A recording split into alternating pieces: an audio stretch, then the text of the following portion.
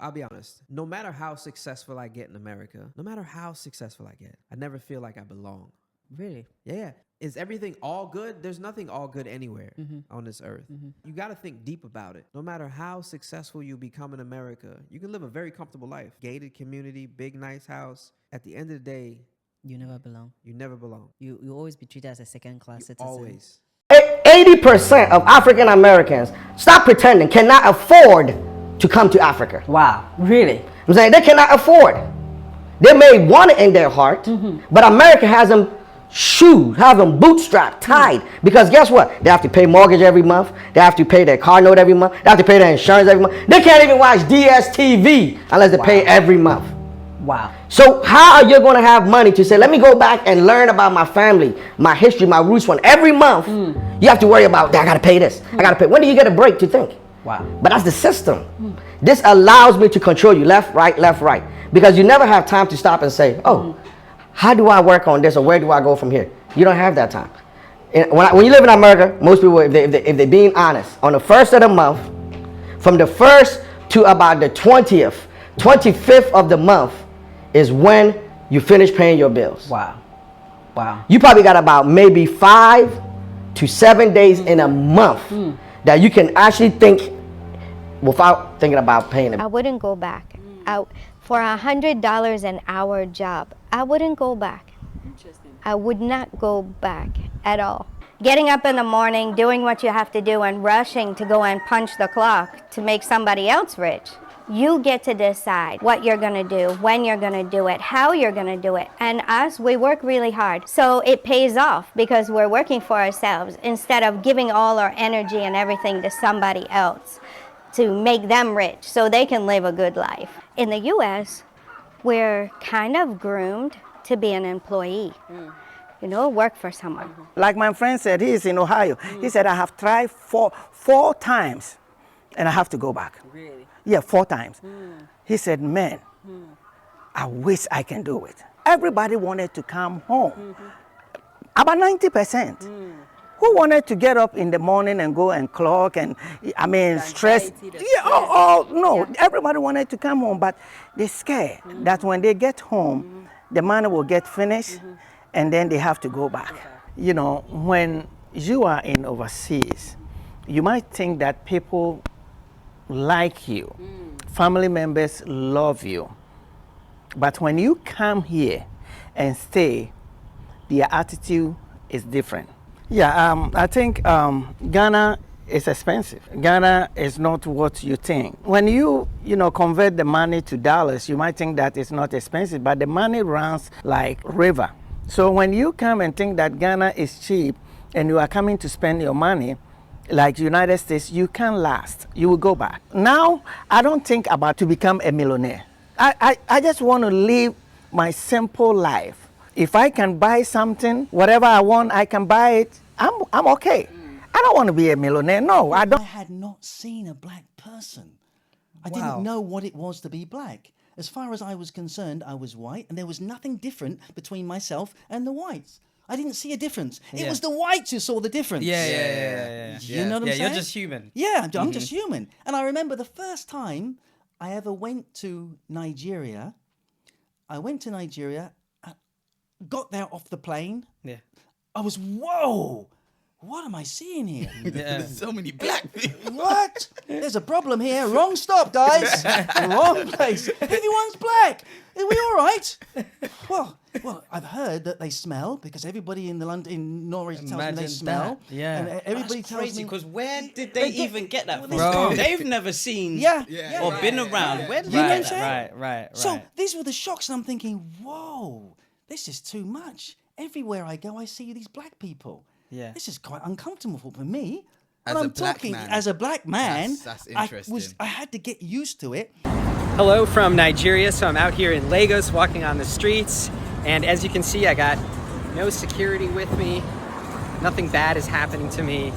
I'm not in any threatening, dangerous situation. In fact, I'm wearing slippers, or as they call in Nigeria, slippers. I am wearing slippers. But anyways, I'm walking around, and they make Nigeria out like it's this big bad place. Lagos, you're gonna die if you go there. Nobody can go around without security, anything like that.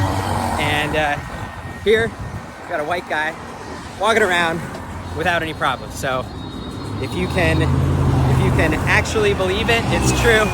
And yeah, I'm alone here and not having any issues. And so that's like really the truth about traveling in Nigeria. So if you like to see the different side of countries, to see how places really are, make sure to give me a follow on social media. There are no cities in Africa. Why? Tribes. That brilliant guy just made the ancestors very, very proud of him, and he's very correct. There are no cities in Africa because Africa is a country with 54 tribes and villages, and we are all just 10 minutes apart from each other.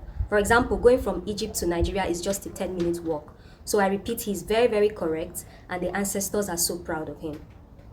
Yeah. Quick, you have 3 seconds. Which city has the highest population of English speakers? 3, 2, 1. If you guessed New York City, or London, or Los Angeles, you'd be wrong. See, the city with the highest population of English speakers is actually in Africa. It's the city of Lagos, Nigeria. Let me tell you why I love Nigerian culture and Nigerians. The first reason is that Nigerians are one of the most successful immigrant groups in not only the United States, but in the entire world. The average Nigerian American household income is much higher than the average American income. In addition, Nigerian Americans are fucking smart, man. They are one of the most educated groups in the United States. Number 2, the food. Jollof rice. That's all I'm gonna say, man. Amazing food. Number 3, the languages in Nigeria. While every Nigerian speaks English, there are 3 major ethnic groups in Nigeria which all have their own language. Hausa, Igbo, and Yoruba. Let's take a look at how to say my name is in all 3 languages. In Igbo, if I wanted to say my name is Brian, I would say Aha Umbo Brian. In Yoruba, however, I would say Uroko Mini Brian. And in Hausa, I would say Sunana Brian. And last but not least, my favorite thing about Nigeria, people's names. If you have a motherfucking meeting Nigerian, you automatically know they're Nigerian. If you're thinking, are they Nigerian? They're not Nigerian. You look at it, oh, Nigerian. That's how you know someone is Nigerian. Nigerians are like the Indians of Africa. They make great food, they got long ass names, and they might scam you once in a while. But the easiest way to tell if someone is Nigerian from their name is if they have a fancy ass fucking middle name. Like, you know, you look at their name and they'll be like, Adebayo Emeka, may my name not be forgotten. God willing, God bless my daughter, my ancestor, and my children in Nukwe or Nunjikwe. If there's a fucking prayer in the middle of someone's name, chances are they're Nigerian. I like what this woman said. She said, I won't go back to the United States of America even if they are to pay me $1 per hour. I will not go back to the United States of America even if they are to pay me $100 per hour. That is very powerful. And is she white? She is white. Is she living in America? She lived in America. But let me tell you something like she mentioned. She said in America they were trained or brought up to be employees. That is why if you go to America, the people you see having big companies are non-Americans, mostly Nigerians. Because in Nigeria, you see a small boy has gotten his own company, you register his company. In America, if they see you own a company, it's strange to them. Like you own a company where it's registered and all of that. It's strange.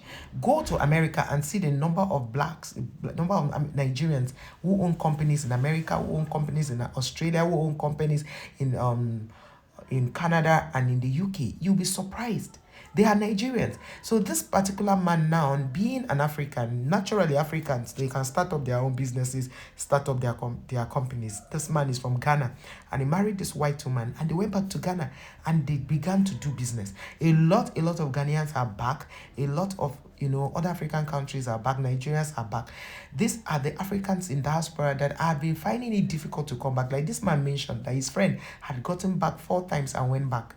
Because the life there is that you keep working to pay bills. But here you work hard and then spend. You work hard, you spend. There they do not have time to spend. They don't have any break. So that's what these people are saying. And I want to say that if you are living in these places and you are thinking of coming back, come back and start with farming. There is no how you will not make and break even with farming. Bring the money. Start cultivating, start planting yams, start planting something that this is even the right time for you to relocate, you Africans in diaspora. Thank